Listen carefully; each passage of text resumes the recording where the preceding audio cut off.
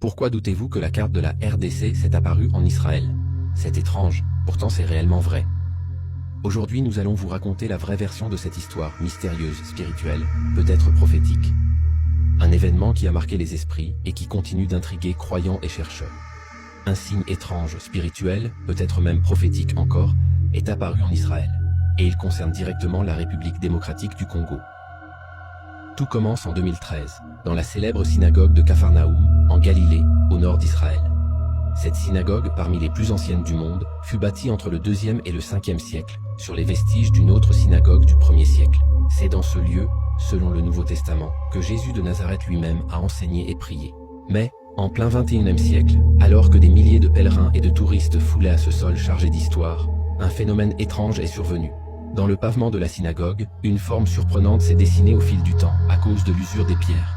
Cette forme n'était autre que la carte exacte de la République démocratique du Congo. Une découverte troublante, rapidement la rumeur a fait le tour du monde. Des pèlerins africains, et surtout congolais, ont accouru sur place. Certains venaient en prier, d'autres méditent, persuadés que cette apparition cachait un message spirituel profond. Même les rabbins et les érudits juifs furent étonnés. Comment une telle ressemblance, une telle précision pouvait apparaître dans un lieu aussi symbolique? Est-ce le fruit du hasard? Ou bien un signe divin? Dans la dimension biblique, pour comprendre, il faut revenir aux paroles de Jésus. Dans l'évangile de Luc, chapitre 10, verset 15, Jésus s'adresse directement à Capharnaüm et dit « Et toi, Capharnaüm, qui as été élevé jusqu'au ciel, tu seras abaissé jusqu'au séjour des morts. » Un avertissement puissant adressé à cette ville qui avait reçu la lumière du Christ mais qui n'en avait pas pleinement porté les fruits. Et dans Matthieu 21, 43, Jésus ajoute encore une parole lourde de sens. « C'est pourquoi je vous le dis, le royaume de Dieu vous sera enlevé et sera donné à une nation qui en rendra les fruits. » Mais ce quoi? Le lien avec la RDC? Alors, des questions se posent. Pourquoi parmi toutes les nations du monde, c'est la carte de la République démocratique du Congo qui est apparue dans la synagogue de Capharnaüm?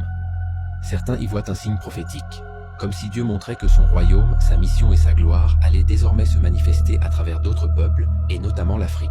La RDC, au cœur du continent africain, riche de ses ressources naturelles, mais aussi profondément marquée par la souffrance, l'histoire coloniale et les conflits, depuis longtemps a déjà un grand rôle spirituel particulier.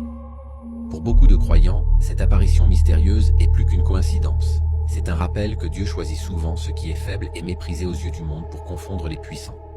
La carte de la RDC dans le pavement de Capharnaüm n'est pas seulement une curiosité archéologique. C'est un symbole qui interpelle, un signe qui pousse à réfléchir. Un signe qui semble relier l'histoire biblique à l'histoire contemporaine, Israël à l'Afrique, Jésus-Christ à la destinée d'une nation.